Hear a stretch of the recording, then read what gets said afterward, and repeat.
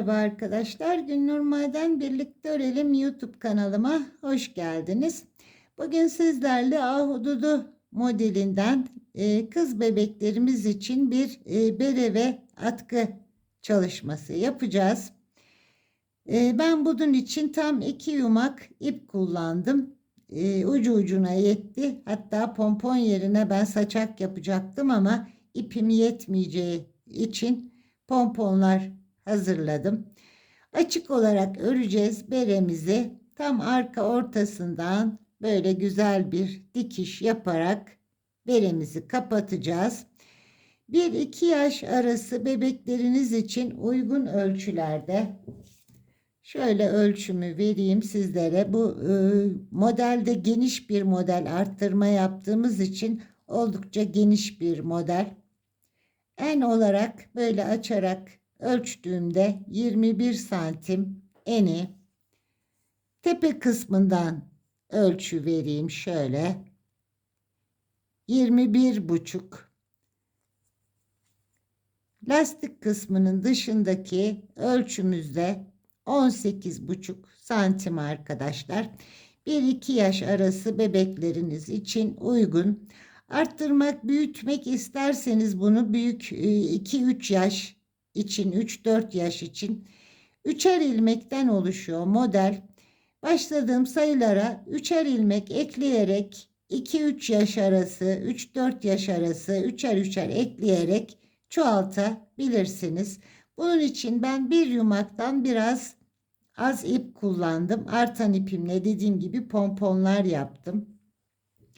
Atkım içinde tam bir yumak kullandım arkadaşlar. Böyle farklı bir ortada 3 model ilerleterek kenarlarda haroşalarla güzel bir atkı çalışması yaptım. Atkımın eni de 16 santim.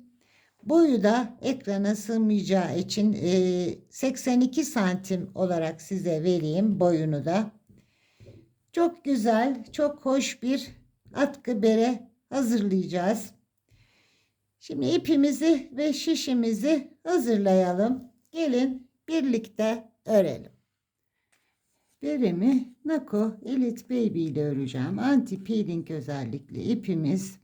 Bebe ipimiz 250 metre uzunluğunda, 100 gram ağırlığında. Bu ipimin renk numarası 12381. Güzel bir pembe, uçuk toz pembe denecek bir renk arkadaşlar. Şişim 3,5 numara. Şişime 80 ilmek attım. Bir ters bir düz lastik olarak 11 sıra lastiğimi ördüm. Modelim ahududu modeli. 3 ilmeğin katları artı 2 ilmekten oluşacak. Büyütmek ya da küçültmek isterseniz 3'er ilmek ekleyerek büyütebilir ya da küçültebilirsiniz. Şimdi ilk kurulumda ön yüzden ilmeklerimizi kuracağız. Arka yüzden de aynı şekilde ilmeklerimizi öreceğiz. Tekrar ön yüze geldiğimizde ahududularımızı örmeye başlayacağız. Kenarlarda haroşa ilmeği şeklinde dikişte kolaylık olması için ilmeklerimi bırakacağım. İlk ilmeğimi örmeden alıyorum. İkinci ilmeğimi ters olarak örüyorum. Bir düz, 2 ilmek ters, bir ilmek düz, 2 ilmek ters.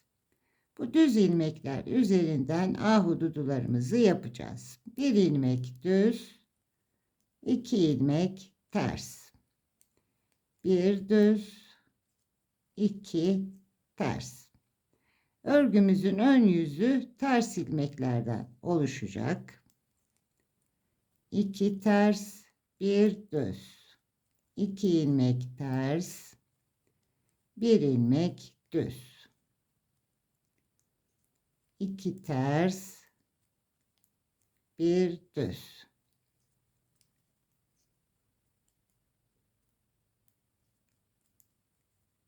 2 ters, bir düz. Bu şekilde sıra sonuna kadar örgümü devam ettireceğim. 2 ters bir düz olarak ilerliyorum. Sıra sonuma yaklaştım. En son bir düz ördüm. 2 ters örüyorum.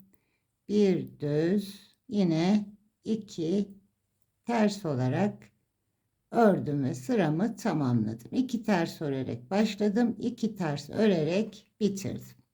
Şimdi arka yüzde de tam tersini yapacağız arkadaşlar. 2 düz bir ters ilmekleri gördüğümüz gibi öreceğiz.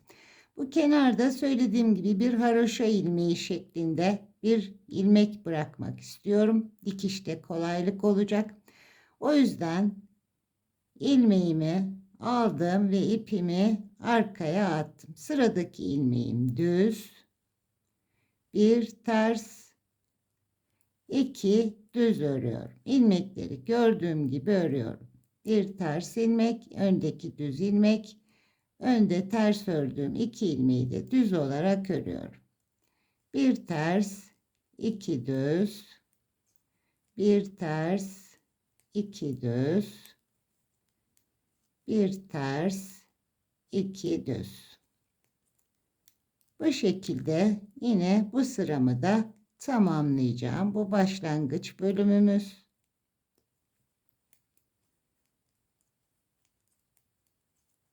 Bir ters, 2 düz örüp geliyorum. Ön yüzüme geldim. Şimdi bu düz ilmeklerimizden ahududu modelimizi kuracağız. Bir düz ilmeğe model kuracağız. Birini model bitene kadar düz olarak örmeye devam edeceğiz. Modeli tamamladığımızda kaydırma yapacağız. Model kurduklarımız düz ilmek olarak devam edecek. Diğerlerine model kurmuş olacağız. Şimdi ahududu modelimizi kuralım. Yine ilk ilmeğimi örmeden alıyorum. Sıradaki ilmeğim ters, tersimi ördüm. Bu düz ilmeğimden 5 tane ilmek çıkartacağım. 3 tane öreceğim, 2 tane dolayacağım. İlmeğime girdim, bir ördüm. Bir doladım, 2. Aynı ilmeği tekrar ördüm, 3. Bir kez daha doladım, 4. Ve son kez aynı ilmeği ördüm. 5 ilmek elde etmiş oldum.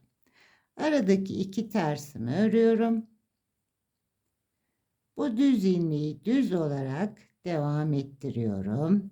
Tekrar 2 ters örüyorum aralarda. Bir düz ilmeğimden tekrar çoğaltma yapıyorum. İlmeğime girdim, bir ördüm, bir doladım, 2. Bir daha ördüm, tekrar doladım, 3. Bir kez daha ördüm. 5 tane ilmek çıkarttım ve ilmeğimi de şişimden çıkartmış oldum. Arada 2 tersimi örüyorum. Bu düz ilmeğimi düz olarak devam ettiriyorum. Yine 2 arada tersimi örüyorum.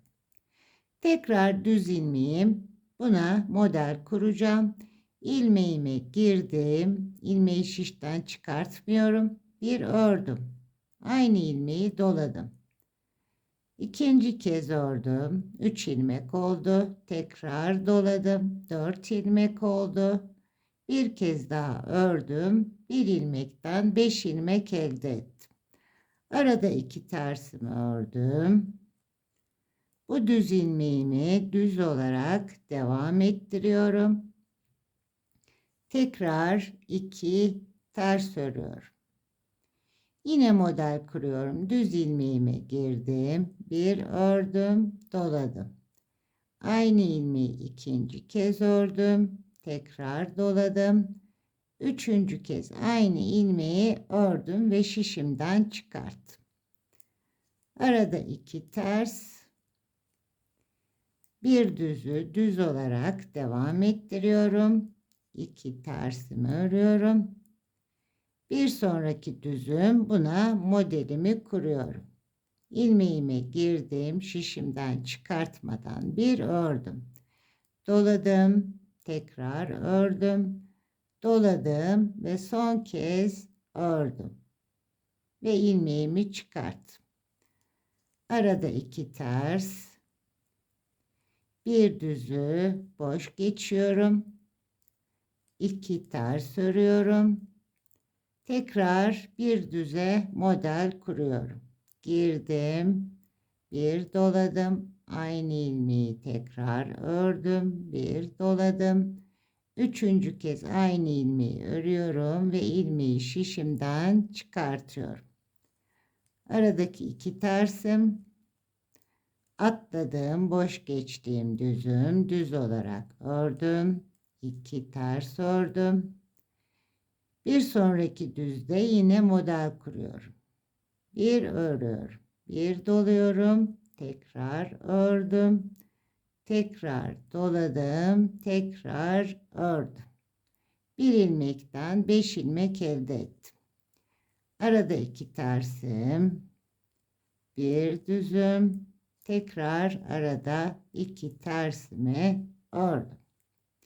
Tekrar model kuruyorum. Bir ör, dola, ikinciyi ör, dola, üçüncüyü ör ve 5 ilmek elde etmiş olduk. 3 kez örüyoruz aynı ilmeği, 2 kez dolama yapmış oluyoruz. 2 ters, bir düzü devam ettiriyorum. 2 ters, tekrar model kuruyorum. Bir ördüm, doladım. Tekrar ördüm, tekrar doladım ve son kez ördüm. 5 ilmek çoğalttım. 2 ters, bir düz, 2 ters ve bu düz ilmekte model. Bir ör, dola. Bir kez daha ör, dola ve son kez üçüncü de bir kez daha ördüm. 2 ters, bir düz, 2 ters, tekrar bir düze model kuruyoruz. 5 ilmek çoğaltıyorum. İkinciyi ördüm, doladım, üçüncü kez ördüm. 2 ters, bir düz, 2 ters, tekrar model, bir ör, dola, ikinciyi ör, dola ve üçüncü kez ördük ve ilmeği çıkarttık. 2 ters, bir düz, 2 ters ve tekrar son kez model kuruyorum. Doladım, ördüm, doladım. Ördüm, doladım, tekrar ördüm ve ilmeği çıkarttım. 2 ters ve son düzüm ve son 2 ilmeğim de ters. İlk düz ilmeğimize modelimizi kurarak başladık. Son düz ilmeğimizi düz olarak ördük.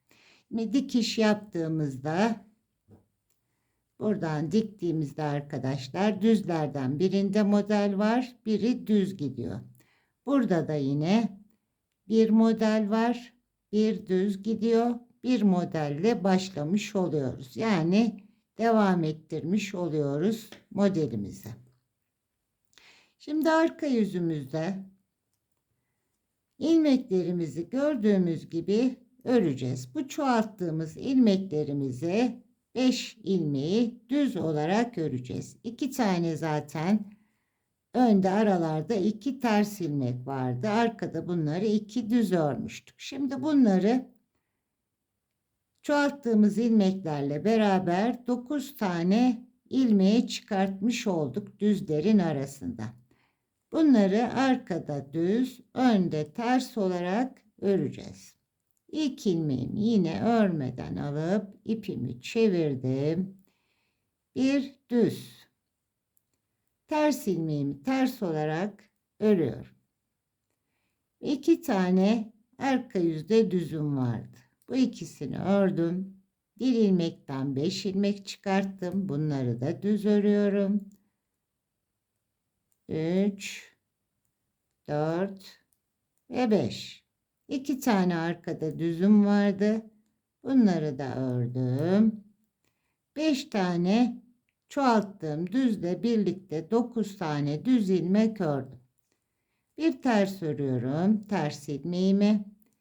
Ve arada 9 ilmek düz örüyorum. 2, 3, 4, 5, 6, 7, 8 ve 9.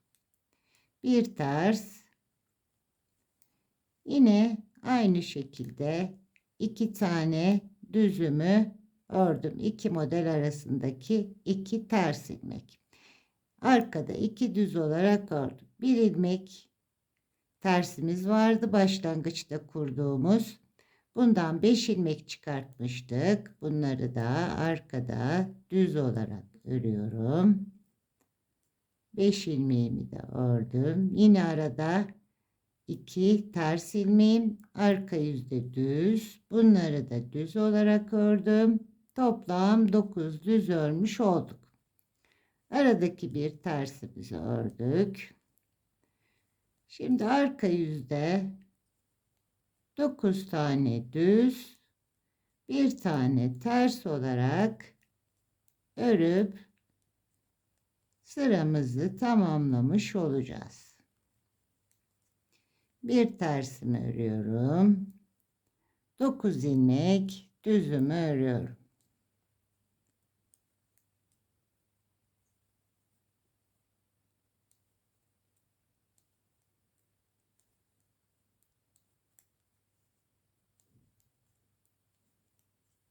Bir tersim ve 9 ilmek düz. İkişer ters ilmek kenarlarda, ortadan da 5 ilmek çıkarttık. Arada bir ters, yine 9 düz.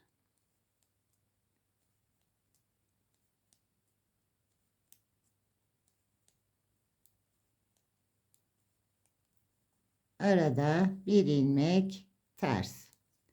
9 ilmek düz.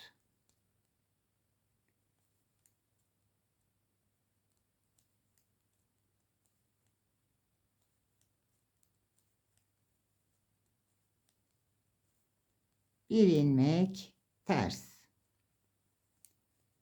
9 düz.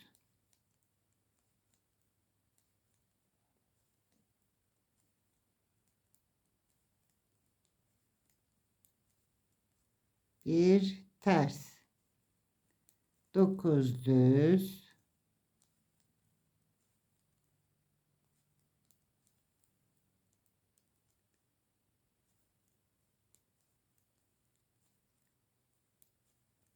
Bir ilmek ters.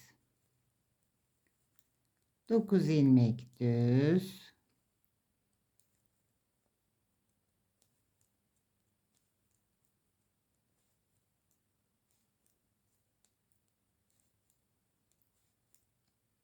Arada bir ters. Özür dilerim. 9 ilmek yine düz.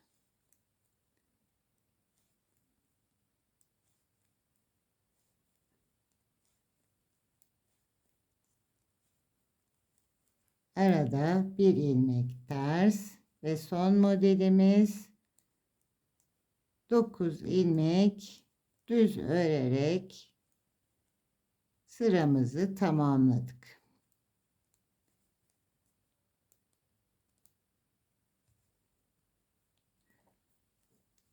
Evet, modelimizi çoğaltmalarımızı yaptıktan sonra ilk sıramızı örmüş olduk arkadaşlar. Şimdi bunu 5 sıra boyunca önde ve arkada ilmekleri gördüğümüz gibi öreceğiz. Önde 9 ters, bir düz, arkada 9 düz, bir ters olarak tamamlayacağız. 5 sıradan sonra ön yüzde bu düz ilmeklerden 9 ilmeğimizi arttırdığımız 5'ini toplayacağız. Bu aradaki bir düzden yine 5 tane ilmek çıkartacağız. Kaydırma yapmış olacağız. İlk ilmeğimi yine örmeden aldım ve terslerimi ters örüyorum. 9 ilmek tersimi örüyorum. Bir ilmek arada düzümü örüyorum. 9 ilmek ters örüyorum.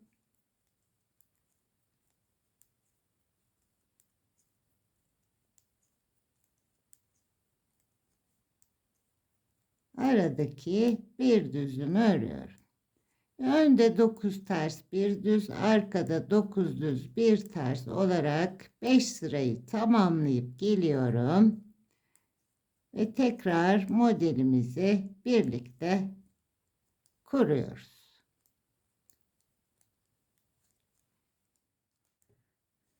Beş sıramı tamamladım arkadaşlar. Bu ters ilmeklerden saydığımda 2, 4, 5. sırayı arka yüzden örüp geldim. Şimdi bu arttırdığım ilmeklerimi toplayacağım. Bu aradaki bir düz ilmekten yine 5 ilmek çıkartacağım. Bir modeli tamamlamış olacağız ve ikinci modelimizin de kurulumunu, başlangıcını yapmış olacağız. Yine ilk ilmeğimi bakın burada bir haroşa ilmekleri şeklinde ters ilmekler oluşturuyorum. Dikişlerimi buradan yapacağım. Çok daha düzgün ve kolay bir dikiş yapmış olacağım. İlk ilmeğimi örmeden aldım. Bir tersimi örüyorum.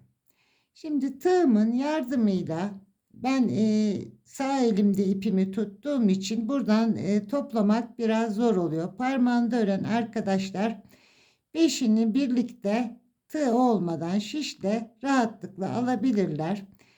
Ben biraz zorlandığım için tığımı kullanacağım. 5 tane ilmeğimi tığıma alıyorum.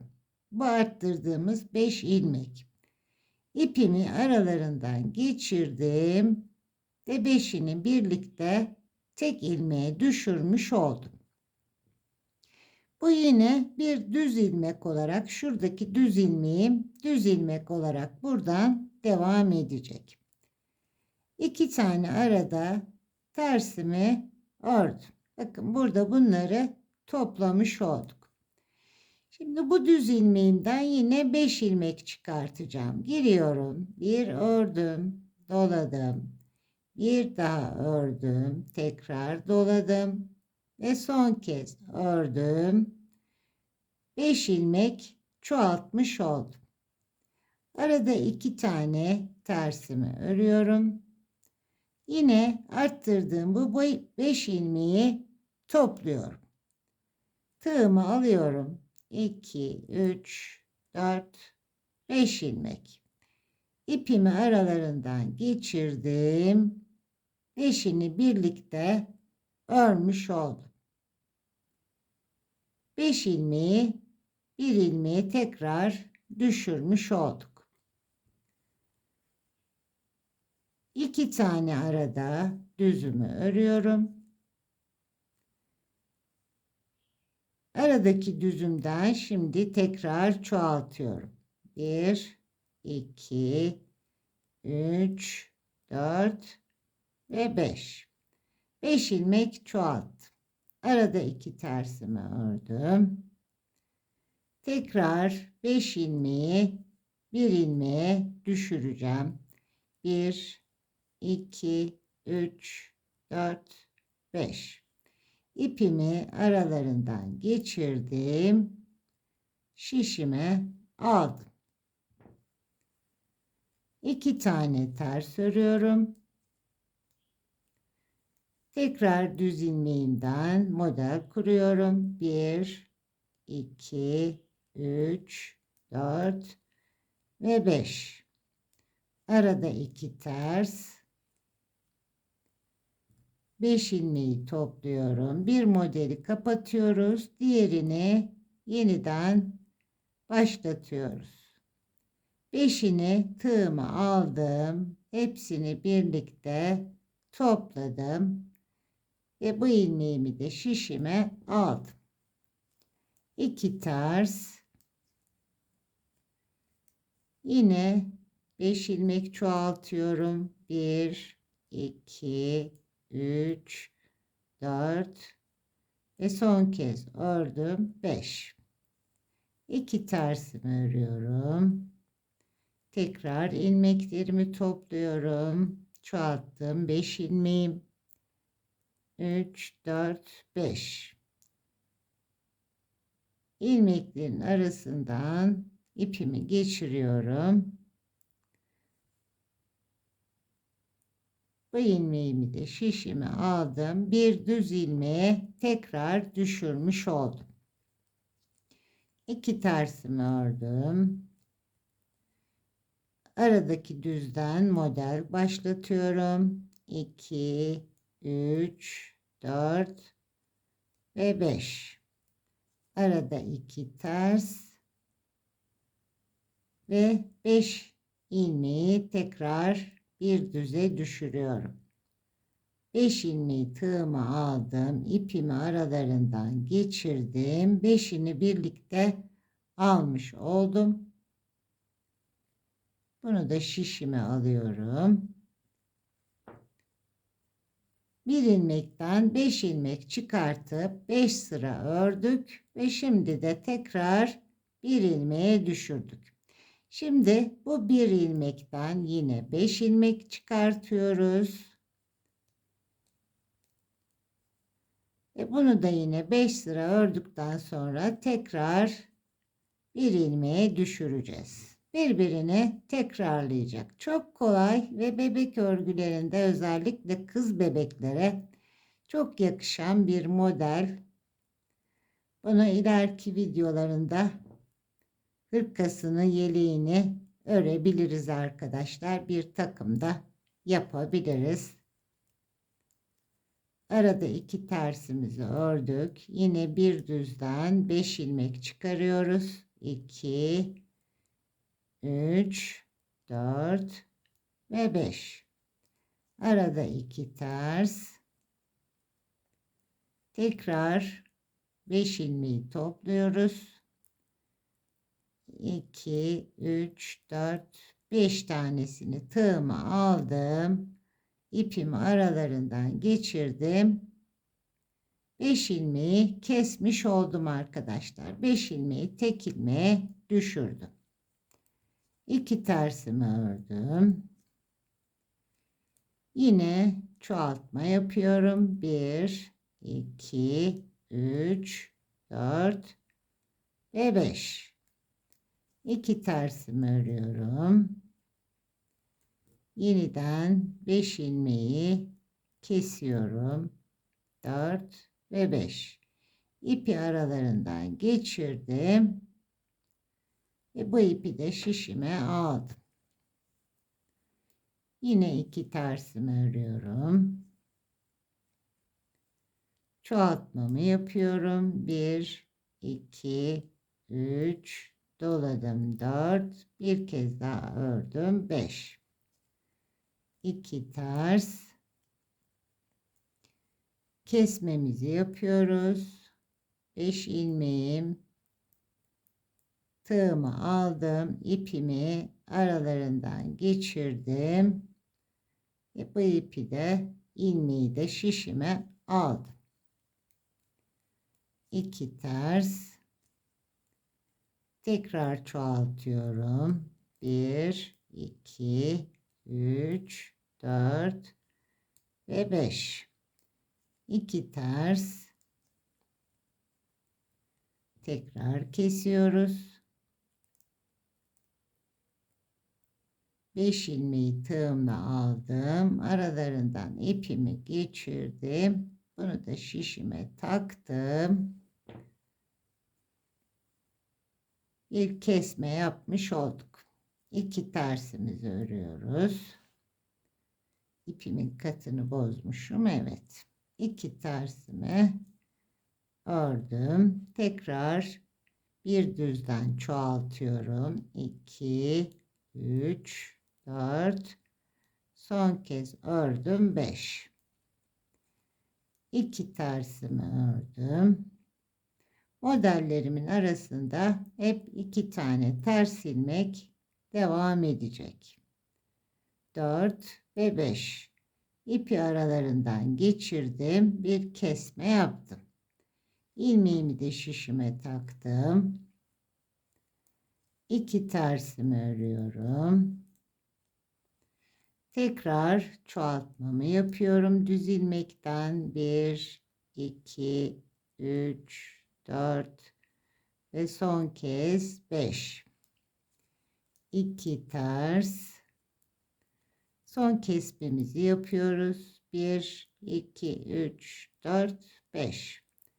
İpi geçirdim. Kesme işlemi yaptım. Bunu da tığıma taktım. 5 ilmeği bir ilmeğe düşürdük.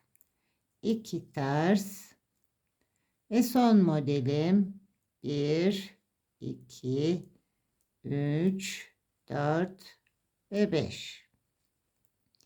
2 ilmekte tersimi ördüm. Marka yüzümde aynı işlemi devam ettiriyorum arkadaşlar. Kenar ilmeğimi aldım, ipimi çevirdim. Yandaki bir düzümü ördüm. Yine 5 ilmeğimi düz olarak arkada örüyorum. Çoğalttığım ilmekler. 5 tane düzüm. Arada 2 tane ilmeğim. Bunu da düz ördüm. Topladığım ilmekler 9 düz ve bir ters örüyorduk. Şimdi topladığım ilmekler, bunu arkada ters olarak örüyorum. Tekrar 9 düz örüyorum. Aradaki 2 tersler ve çoğalttığım 5 ilmek 9 ilmek olarak arkada ters örüyorum. Özür dilerim, arkada düz örüyorum. Arkadaşlar, ters düz kafa karıştı şu anda. Arkada bunları düz olarak ördüm. Topladığım ilmeklerim, bunu da düz olarak yürüteceğim şimdi. Arka yüzde bunu ters ördüm. Arada 2 tane düzümü ördüm. Öndeki 2 ters. Çoğalttığım 5 ilmek, arkada bunları da düz ördüm. Bir öncekinde yaptığımızın aynısını tekrarlıyoruz. Ve aradaki 2 tersim, bunu da arkada düz olarak ördüm. 9 ilmek düz örmüş oldum. Topladığım ilmeklerim, bunu arkada ters olarak örüyorum.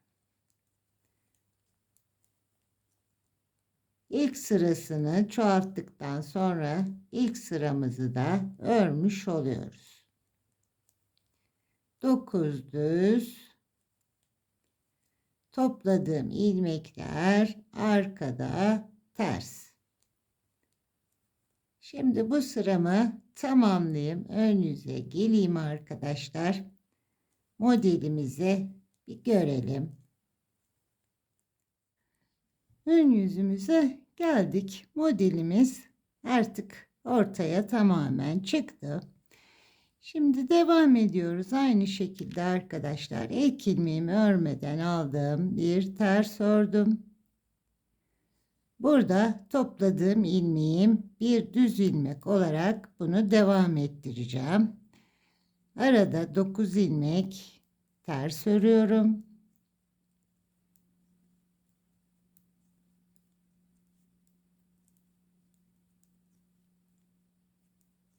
Dokuz tersimi ördüm. Yine topladığım ilmeğim düz olarak bu devam ediyor.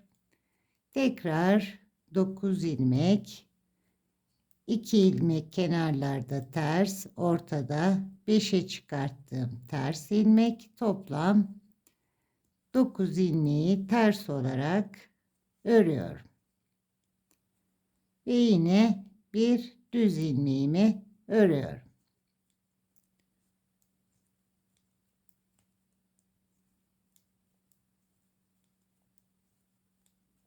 9 ters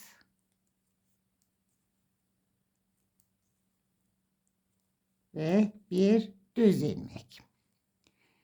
İkinci modelimizi kurduk arkadaşlar. Aynı şekilde devam ediyoruz. Önde 9 ters, bir düz, arkada 9 düz, bir ters olarak 5 sıra tamamlayacağız. Az önce yaptığımız gibi 5'er ilmeği yine ben tığımın yardımıyla bir ilmeğe düşüreceğim. Ve bu bir ilmekten yine 5 tane ilmek çıkartacağız. Bu şekilde model devam edip gidecek.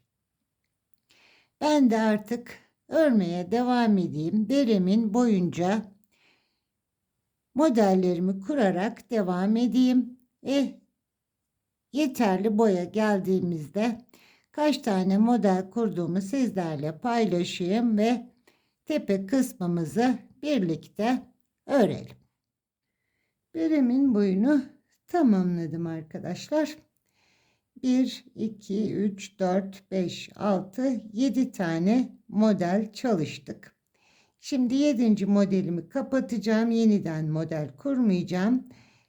Yine tekli lastik yapacağım bir miktar daha ve beremi tamamlamış olacağım. Bu haliyle size ölçü vermek istiyorum. Bu arttırmalar yaptığımız için genişleyen bir model, oldukça geniş bir model arkadaşlar. Bu haliyle enimiz 39 santim ve boy olarak da 18,5 santim. Kapatacağımız için tepedeki lastik kısmımız ölçüye dahil olmayacak. Bu kısım tabi başı saracak bölüm olacak.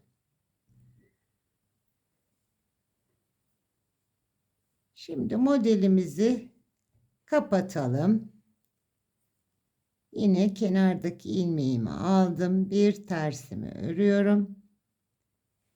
5 tane ilmeğimi arttırdım. İlmeği tığıma alıyorum ve ilmeklerimi topluyorum.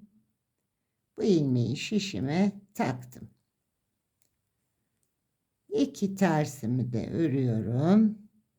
Bu düz ilmekten model çıkartmıyorum. Bunu düz olarak örüyorum. 2 tersimi ördüm. 5 ilmeği yine tığımın yardımıyla topluyorum. İpimin katını açtım sanıyorum. Gelmedi çünkü. Tekrar yapalım. Evet. Yine 2 ilmek ters,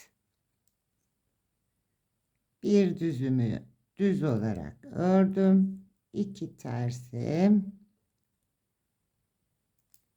ve 5 ilmeğimi topluyorum. Düz ilmeklerden yeniden model kurmadan sadece arttırdığım, model kurduğum 5 ilmeği topluyorum ve ilmek sayım başlangıç sayıma gelmiş olacak tekrar. Şimdi ilmeklerimi toplayayım. Arka yüzden de lastiğimizi kurmaya başlayalım. Bütün modellerimi topladım arkadaşlar. Ahududularımı, düzleri de düz olarak ördüm. Arka yüzde lastiğimize başlayalım. Kenar ilmeğimi yine örmeden aldım. Buradaki bir ters ilmeği ters olarak devam ettireceğim. O yüzden sıradakini düz örüyorum. Ters ilmeğimi ters örüyorum.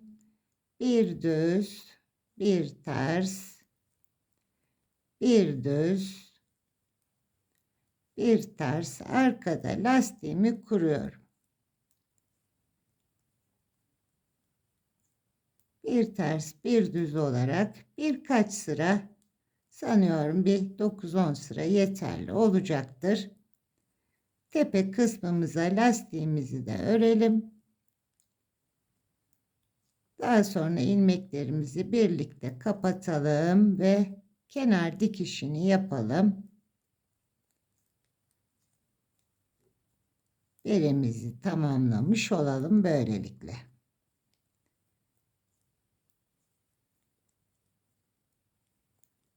Ve ilk sıra lastiğimizi oluşturduk. Bir ters, bir düz, bir miktar örüyorum. Lastiklerimi de tamamladım. 11 sıra lastik ördüm arkadaşlar. 9-10 sıra dedim ama 11 sıra daha uygun oldu. Şimdi örgümün ön yüzünde ilmeklerimi örerek kapatacağım. İlk ilmeğimi boşaldım. Düzü düz yönde örüp ilkini üzerinden atlatıyorum. Tersimi ters yönde örüyorum. Şişteki ilmeği üstünden atlatıyorum. Düzümü düz örüyorum. Şişimdeki ilmeği atlatıyorum. Tersimi ördüm. Şişteki ilmeği üstünden atlattım. Düzü ördüm. İlmeğimi üstünden atlattım.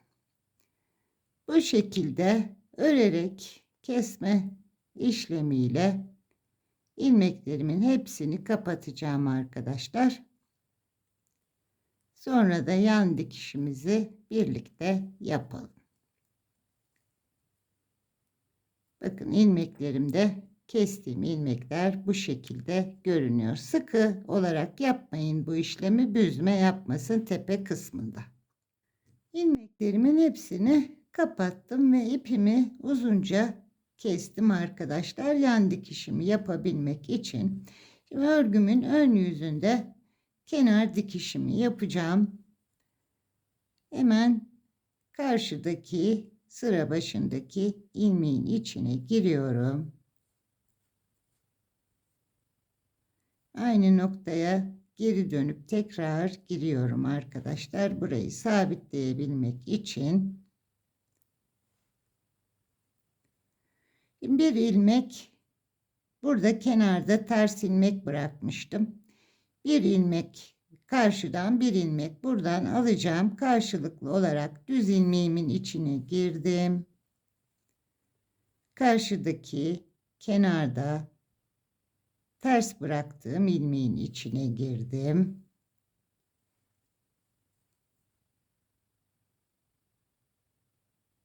Bir tane düz ilmeğe giriyorum. Bir de karşıdan kenardaki en son ters ilmeğimin içine giriyorum.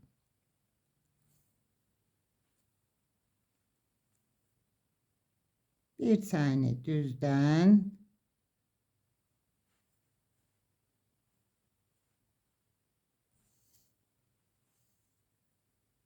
bir tane karşıdan kenar ters ilmekleri, haroşa dişi şeklinde o ilmekleri bıraktım ki dikişte daha rahat olsun diye.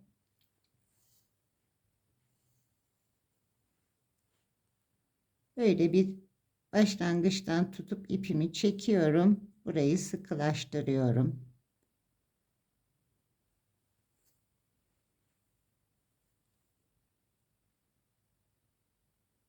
Bir tane düzden girdim. Bir tane karşıdan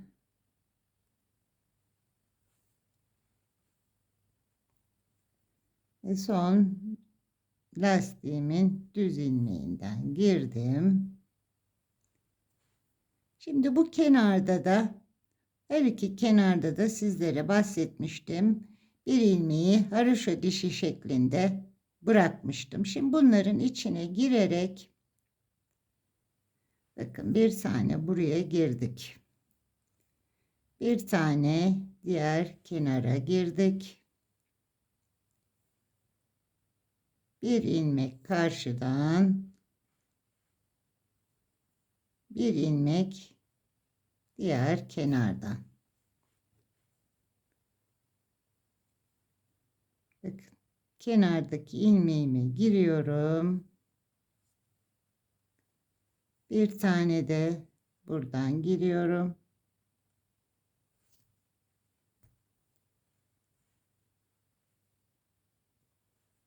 Şöyle çekiyorum ipimi ara ara. Çok fazla çekersek de büzer tabii.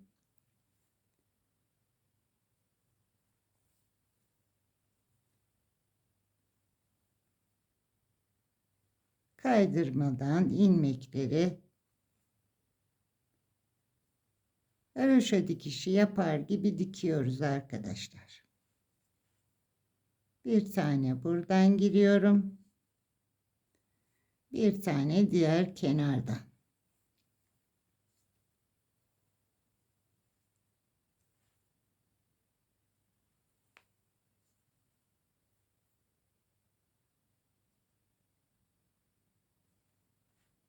Kenar ilmeklerime karşılıklı girerek dikiyorum. Bakın çok güzel, düzgün bir dikiş yapmış oluyoruz. Şimdi başlangıç bölümüne kadar şapkamızın lastiğini de yine aynı şekilde dikeceğim. Beremi tamamlamış olacağım. Bir de bağcık yapacağız tepesine. Ve beremizi tamamlamış olacağız.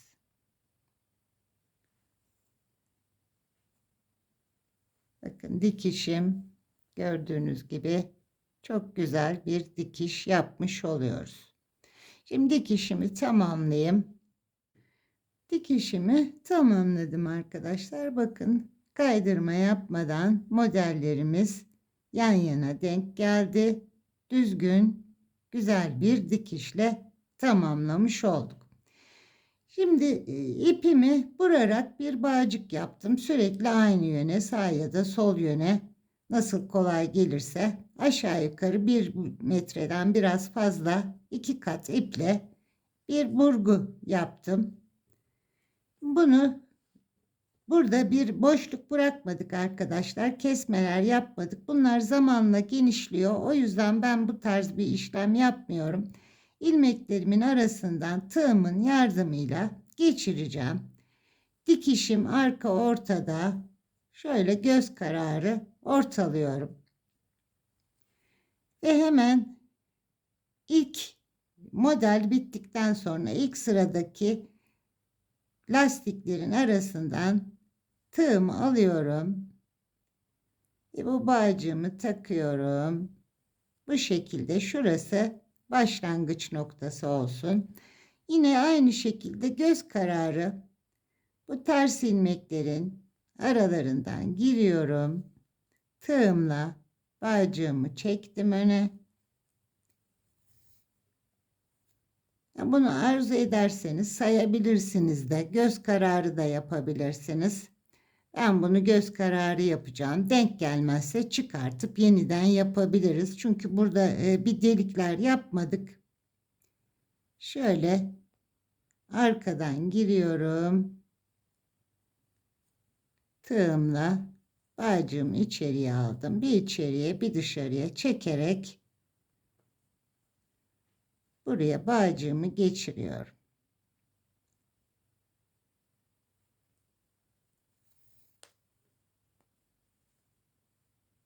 Öyle dediğim gibi göz kararı yapıyorum arkadaşlar bunu.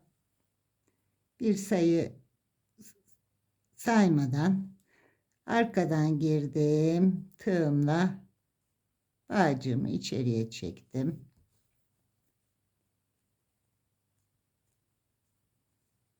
Tekrar önden giriyorum.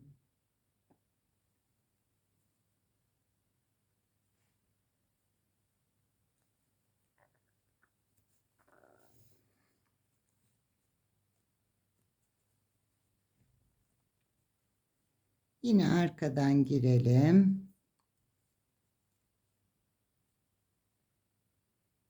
Hemen ilk lastik ilmeklerin ters ilmeklerin arasından geçiriyorum.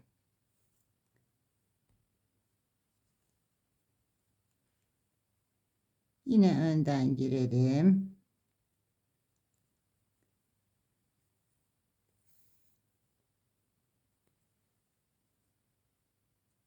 Arkadan tekrar.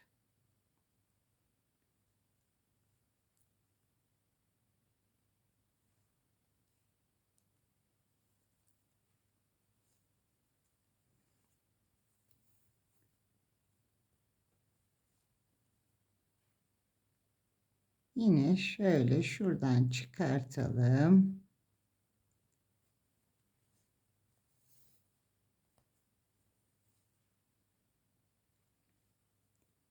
şuradan arkadan buraya alalım.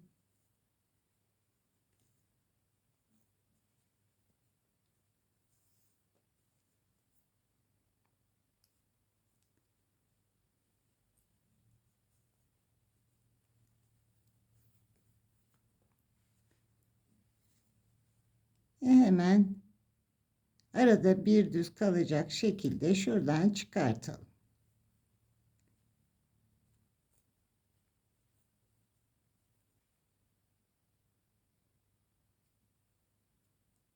Aynı noktadan da çıkartabiliriz.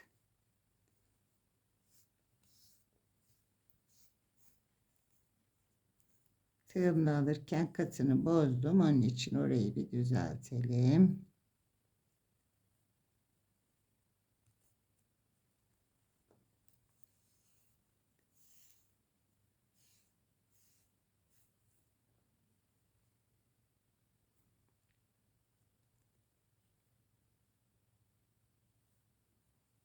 Evet.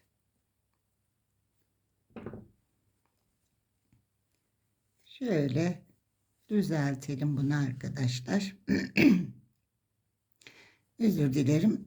Sesim bozuldu. Şimdi burayı bağlıyorum. Böyle sıkıca büzdüm. Bir tane de buraya fiyonk yapalım. Bunun boyunu istediğiniz gibi ayarlayabilirsiniz. Herhangi bir şeye, ölçüye gerek yok. Bu uzun geldiyse mesela şurayı biraz kısaltabilirim. Şöyle bir düğüm yapıyorum. Şunu da biraz kısaltalım. Bu ölçüyü istediğiniz şekilde ayarlayabilirsiniz. Birer düğüm yaptım. Biraz gözüme fazla geldi. Şuradan bunu kesiyorum. Buradan da bunu keselim. Bakın gayet güzel bir bere elde etmiş olduk arkadaşlar. Hem model çok güzel hem de yapımı çok kolay. Burası arka ortamız. Güzel bir bere tamamlamış olduk. Şimdi bu berem için ben bu ipimden bir yumaktan bu kadar ip arttırdım. Şimdi ikinci bir yumağı açtım. Bununla da atkımı öreceğim. Yetmezse bu ipimizi de atkıda kullanabiliriz. Atkım içinde şişime 33 ilmek attım. Şimdi bu atkımın kenarlarında da battaniyelerimde ve bebek örgülerimde uyguladığım kenar düzgün ilmek işlemini yapacağım. Bunu zaman zaman soran arkadaşlarım oluyor. Videoları sanıyorum orta kısmından seyrediyorlar. Arttırma yapıyorsun, eksiltmiyorsun, nasıl yapıyorsun, nasıl oluyor diye yorumlarda soruyorlar. O yüzden ben ara ara gösteriyorum. Şimdi yine sizlerle paylaşmak istiyorum. Başlangıç nasıl yapıyorum? İlk ilmeğimi boşalıyorum arkadaşlar. Bir ilmek doladım. Ve haroşa öreceğim. Haroşaları önde ve arkada düz yönde örüyorum. Başlangıç sırası olduğu için son ilmeğimde tabi bir dolanmış ilmek yok. Şimdi sıra sonuna kadar ilmeklerimi örüyorum.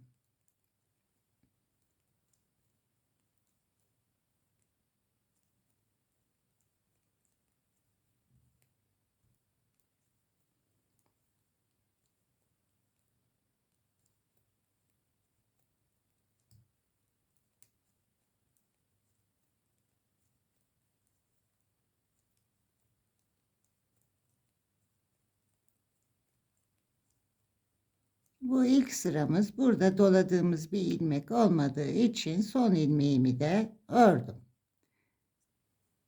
Burada bir tane dolanmış ilmeğim var. Yine aynı şekilde başlıyorum. Bir ilmek boşalıyorum ve bir doluyorum ilmeğime. Devam ediyorum haroşamı örmeye. Sıra sonundaki son ilmeğe kadar örüyorum. Ben ilmeklerimi, başlangıç ilmeklerimi ya da son ilmeklerimi bilemiyorum. Eee, Dolayarak alıyorum arkadaşlar. Dönüyor ilmeklerim. Yani üzerinde uğraştım ama el alışkanlığı sanıyorum bir türlü düzeltemedim. O yüzden bu çalışmayı yapıyorum ve kenarda güzel bir görüntü oluşturuyorum. Başka yöntemlerle yapan arkadaşlar da var ama ben bu yöntem elime alıştı. Bunu uyguluyorum.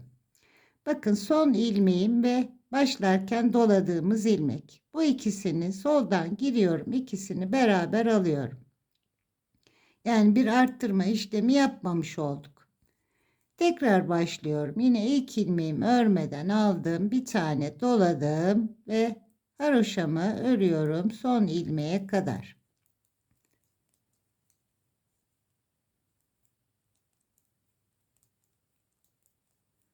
Kenar düzgün olarak götüren arkadaşlar var. Farklı yöntemleri kullananlar. Bu yöntem benim hoşuma gidiyor ve elimde alıştı. Sizler farklı şekilde yapan arkadaşlar varsa bunu yapmayabilir ya da direkt haroşa olarak da bırakabilirsiniz. Ben kendi yaptığım işlemi sizlerle paylaşmak istedim. Şimdi yine son ilmeğe geldik. Bakın doladığım ip var. Başlangıçta doladığım en son ilmekle beraber bunu aldım. Başlarken doluyorum. Sıra sonunda doladığım ipi son ilmekle birlikte alıyorum. Şimdi birkaç sıra daha haroşamızı örelim ve modelimizi birlikte kuralım. 5 haroşa sırası boyunca ördüm arkadaşlar. Bakın kenardaki ilmeklerimin görüntüsü bu şekilde. Her iki kenarda düzgün bir şekilde ilerliyor. Şimdi ortada 3 tane modelim olacak arkadaşlar. Kenar ilmeğimle birlikte 10 ilmeğim olacak. Haroşa öreceğim. Kenar ilmeğimin dışında 9 ilmek haroşa öreceğim. Bir tane düz öreceğim. Bunu arkada örmeden alacağım. Ortaya 3 tane model koyacağım. Yine burada bir düz ilmeğim arkada örmeden alacağım ve 9 tane haroşa ve son kenar ilmeğim. Şimdi modelimizi kuralım. Örmeden aldım, doladım. 9 ilmek haroşamı örüyorum. 1 2 3 4 5 6 7 8 9 ilmek haroşa ördüm. Bir tane düz örüyorum. Bunu arkada örmeden alacağım. Bir düz ilmek yürüteceğim. Modelim için 2 tane ters örüyorum. Bir düz ördüm. Tekrar 2 ilmek ters örüyorum. Bir ilmek düz örüyorum. İkinci model. Son model 2 ilmek ters. Bir ilmek düz ve modeli tamamlamak için tekrar 2 ilmek ters. 11 ilmekten de 3 tane modeli yerleştirdim. Bir tane düz örüyorum. Bunu arkada örmeyeceğim. 1 2 3 4 5 6 7 8 9 ilmek haroşa ördüm ve sıra sonunda doladığım ilmekle kenar ilmeğimi birlikte aldım.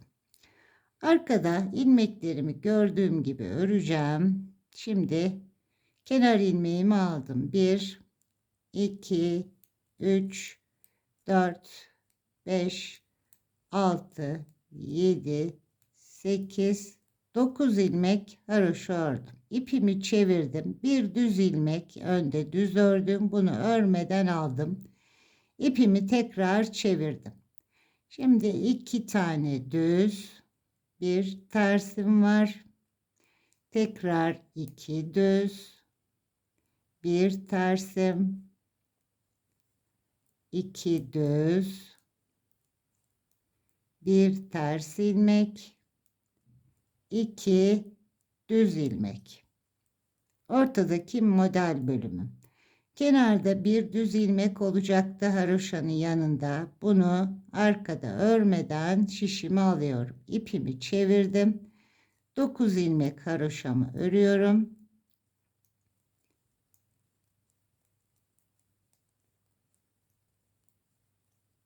Ve son ilmek doladığım ilmekle birlikte kenar ilmeğimi ördüm.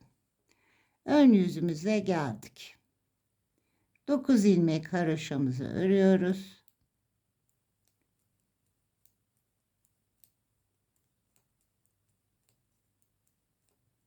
Bir ilmek haroşanın yanında düz, bunu önde düz olarak örüyorum.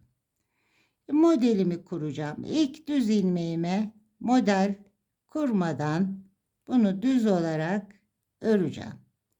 Bir tanesini düz ördüm. Ortadaki düz ilmeğime ahududumu koyacağım. 2 tane ters ördüm. Bir ilmekten yine 5 ilmek çıkarıyorum. Bir ördüm, doladım, 2 ördüm, doladım, tekrar ördüm. Bir ilmekten 5 ilmek çıkarttım. 2 tersimi ördüm. Bu düzede bir sonraki modelde model kuracağım. Bunu düz olarak ördüm. 2 ilmek tersimi ördüm. Bir düz ilmeğim burada da yürüyecek. Önde bunu düz olarak örüyorum. Kenarda 9 ilmek haroşamı örüyorum.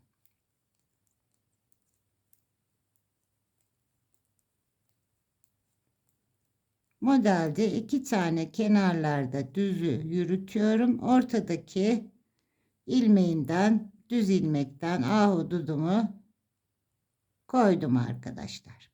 Arka yüzde yine 2, 3, 4, 5, 6, 7, 8, 9 tane haroşayı ördüm. İpi çevirdim. Düz ilmeği arkada örmedim. Arkada ters, önde düz olan ilmeği arka yüzde örmüyorum. 2 düzüm, bir tersimi ördüm. Ortada yine 5 ilmek artırmıştık. Burada kenar 2 tersle birlikte 9 ilmeği çıkartmış olduk. 2, 3, 4, 5, 6, 7, 8, 9 tane düz ördük. Bir tersimi ördüm. 2 düzüm. Yine bir düz ilmek var haroşanın yanında. Bunu örmeden alıyorum. Arkada ters olan ilmek ve kenar haroşamı örüyorum.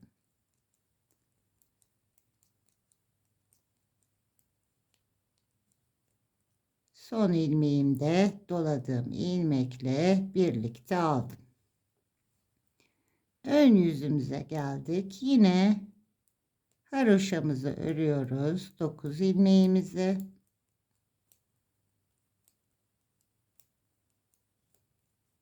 Bir tane düz ilmeğim arkada, bunu örmediğim ilmek. Bunu düz ördüm. Yine terslerimi ters. Bir düzüm. Ortada şimdi 9 ters.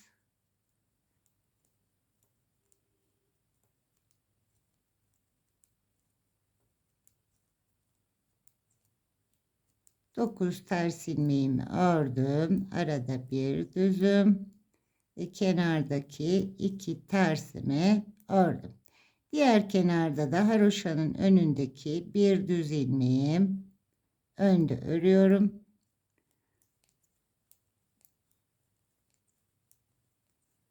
Arkadan bir kez daha yapalım ve 5 sıraya tamamlayıp ahududumuzu kapatalım. Arkadan yine kenar ilmeğim ve doladığım 9 ilmek haroşamı örüyorum.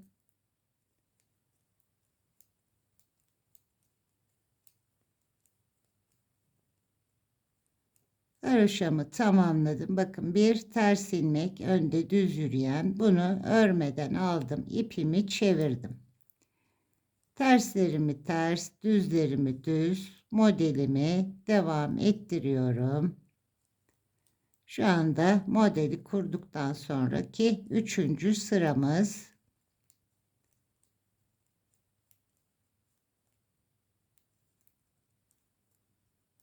Tersimi ördüm. Düzümü ördüm.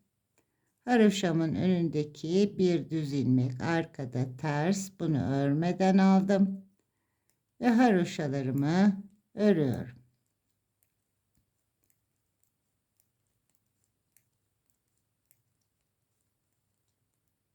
Kenar ilmeğimi de son ilmekle aldım. 3 sıra örmüş olduk arkadaşlar. Şimdi gidip geri dönelim. 5 sıraya tamamlayalım ve kenarlardaki düzlere, bu ortadakini kapatıp kenardaki düzlere de modeli yine birlikte kuralım. 2 sıra daha ördük. 5 sırayı tamamladım. Şimdi kenarlardaki düzlere modelimizi kuralım. Ortadaki ahududumuzu kapatalım. Önce kenarda 9 ilmek haroşamı ördüm. Arkada örmediğim düz ilmeğim, bunu da ördüm. Şimdi buradan düz ilmekten yine 5 ilmek çıkartacağım. 2 tersimi örüyorum. 1 2 3 4 ve 5. 5 ilmek çıkarttım. 2 tersimi ördüm. Bu 5 ilmeğimi tığımla yine kapatıyorum. 2 3 4 5. İpimi aldım, ilmeklerimin arasından geçirdim ve şişime taktım. Ortadaki modeli kapattım. Kenarlardan 2 tane model çıkartıyoruz. 2 tersimi ördüm. Düz ilmeğimden 5 ilmek elde ediyorum. 1 2 3 4 ve 5. 2 tersimi ördüm. Arka yüzde örmediğim düz ilmeğimi örüyorum ve kenardaki haroşamı örüyorum.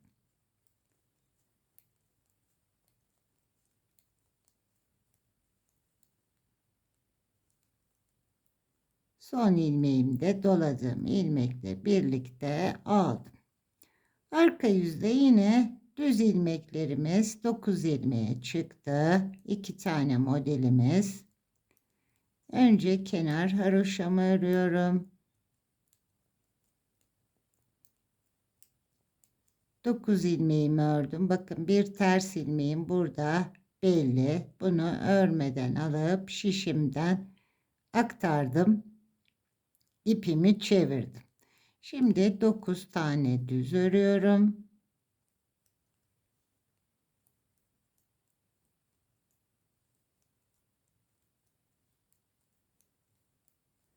Düz ilmeklerimi ördüm. Topladığım ahududu bunu arkada ters olarak ördüm. Diğer modelim yine 9 tane düz.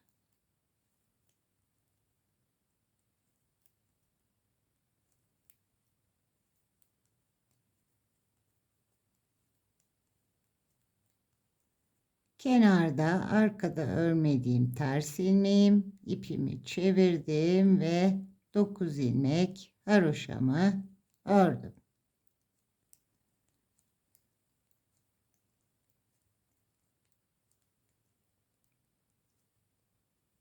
Ön yüzümüze tekrar geldik. Bu sırayı da örelim, modeli bir görelim nasıl duruyor arkadaşlar. İpimi ortadan çıkartıyorum biliyorsunuz. Böyle fazla çıkıyor bazen takılıyor. Kenar ilmeğimle birlikte arada 9 haroşam ve bir tane düz ilmeğimi şimdi örüyorum. Haroşalarımı tamamladım. Düz ilmeğimi ördüm. Şimdi 9 ters.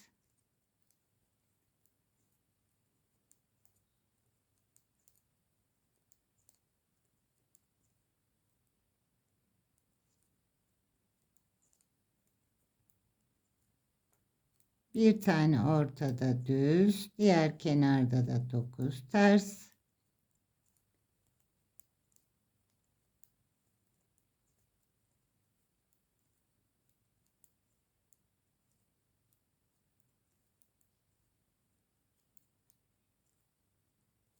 Bir tane haroşaların önündeki düz ilmek ve kenarda 9 haroşa ilmeğim ve son kenar ilmeğim.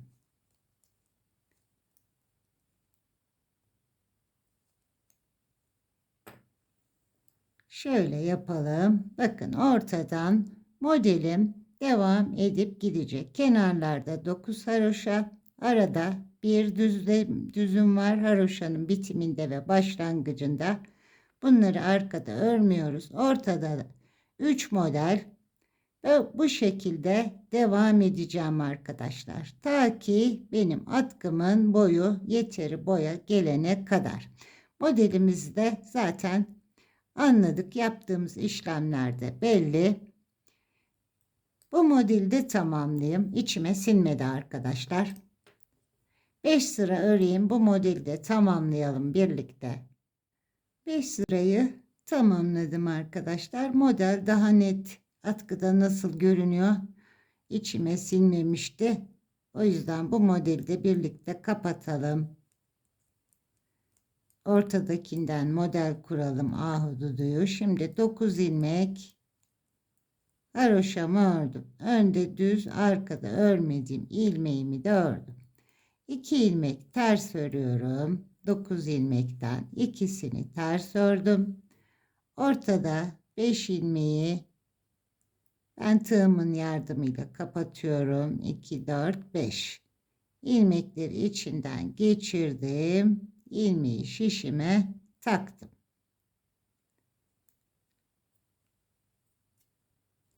İki ilmek tersimi örüyorum.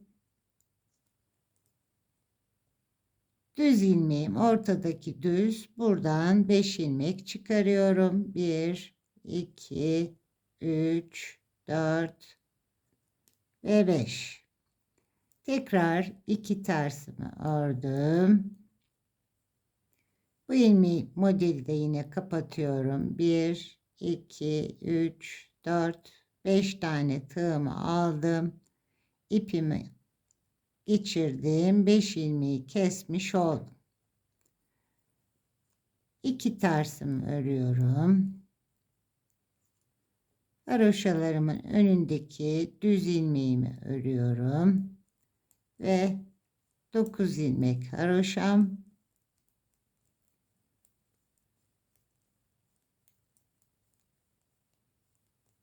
Kenar ilmeğim doladığım ilmekle birlikte alıyorum. Şimdi tekrar bakalım. Bu şekilde ilerleteceğim artık. 9 haroşa, bir düz. Modelimin 2 tersini ördüm. Ahududuyu kapattım. Bir düz, yine 2 ters, bir düzden 5 ilmek çıkarttık. 2 ters, bir düz ve 2 ters. Yine arkada örmediğim düz ilmeğim 9 haroşa. 5 sıra ördükten sonra tekrar yanlardaki düzlerden ahududumu çoğaltacağım. Ortadaki 5 ilmeği kapatıp devam ettireceğim. Artık atkımın boyunca örelim. Kaç model kurduk sizlerle paylaşayım. Ve kapanışta yine 5 sıra haroşamızı örüp kapatacağız. Ben de artık atkımın boyunca örüp geliyorum. Atkımı tamamladım arkadaşlar. Modelimizden ahududu modelimizden 45 tane en son bir tek ortada model kurarak 45 model ördüm. Ve başlangıçta yaptığım gibi 5 haroşa sırası ördüm ve atkımı bitirdim. Uçlarına her iki ucuna küçük pomponlar yaptım. Tam bir yumak kullandım arkadaşlar atkı için. Berem'den artan iplerle de uçlarına pomponlar yaptım her iki ucuna. Ben aslında buraya pompon yerine püsküller yapmayı düşünüyordum başlangıçta. Ama ipimin yetmeyeceği endişesiyle yeni bir yumakta açmak istemedim. O yüzden pomponlarla bitirmiş oldum. Şimdi size ölçülerimi vereyim. Tabii boy olarak ekrana sığmayacak. En olarak şöyle ölçümü vereyim. 16 santim enim var. Boy olarak da 82 santimde boyumuz var. Başlangıçtan bitime kadar tekrar belirteyim. 45 tane ahududu modelini çalışmış oldum. 2 yumaktan güzel bir atkı bere takımı oluşturduk. Umarım sizler de anlatımımı beğenmişsinizdir. Örecek olan arkadaşlarıma kolay gelsin, keyifli örgüler dilerim. Bir başka videomda buluşmak üzere, sağlıkla kalın.